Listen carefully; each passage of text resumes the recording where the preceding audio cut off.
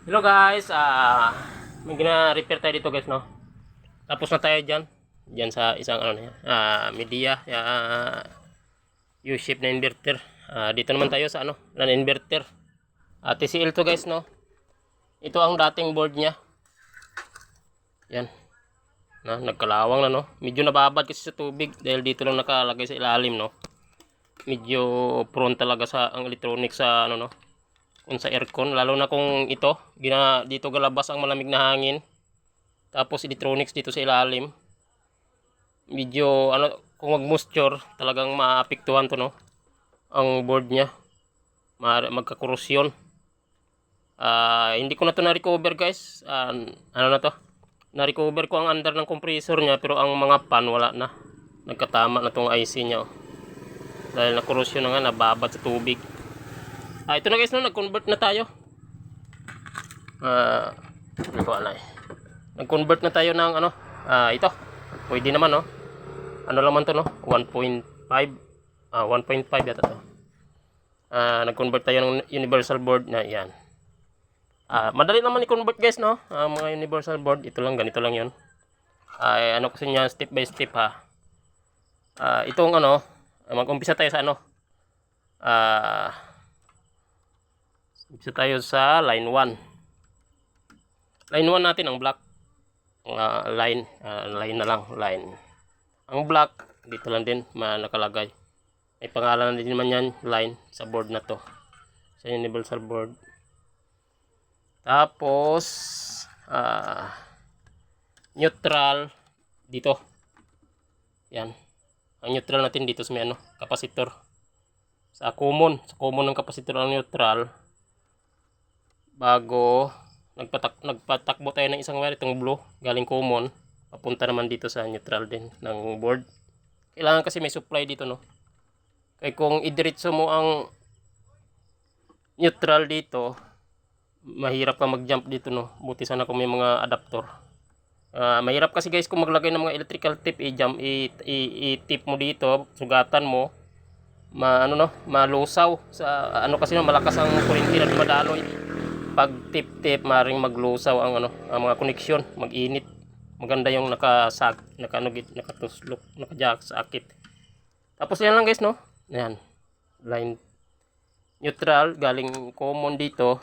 Tapos ang ito, ang white, may compressor dito sa com nya.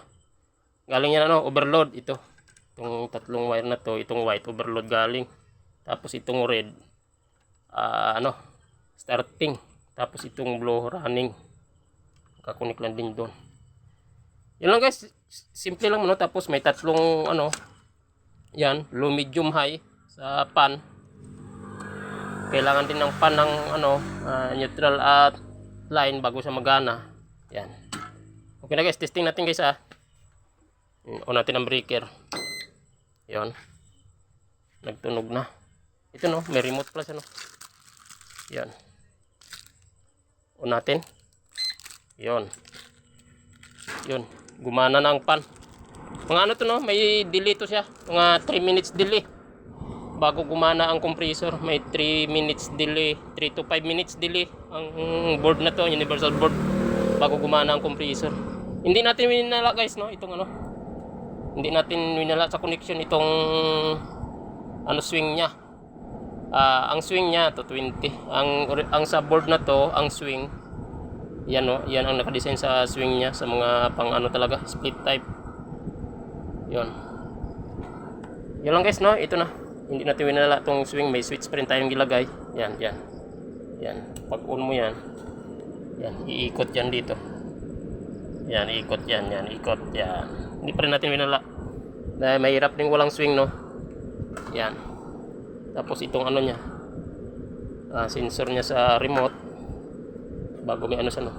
Yan. Ano nya, thermostat, electronic thermostat na. Yan lang guys. 3 to 5 minutes bago gagana yan ang compressor. Yan. Kalimitan kasi ganito guys, na ang mga board nila, mapa-inverter man at non-inverter, na moist, no, kaya nagkukorosyon. Ganon din dito, no. Dito sa inverter na to, nagmo-moist, kaya ano ko na, ito ginbalot ko na talaga clear paint, no. Isprayan ko na, gikuha ko ang corrosion bago inisprayan ko ng clear paint para protection na rin. Kalimitan lalo na sa mga ganyang board, dito dumadaan ang malamig na hangin. Saan papunta mga ang malamig na hangin, magkaka-moist din, no, sa ilalim ng board, kaya nasisira ang display board. Ganon din dito, balutin natin to sa spray, no, para may protection din sa mga moisture.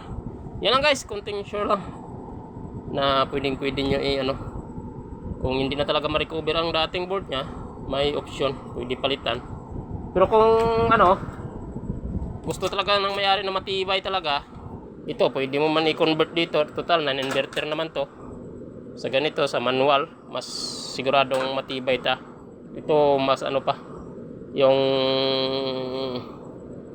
hindi pa basta-basta masisira sa moisture ang mechanical type na to, pang gitaga hanggat nabubuhay ang aircon, buhay pa to. Yan lang guys, konting share lang. Salamat.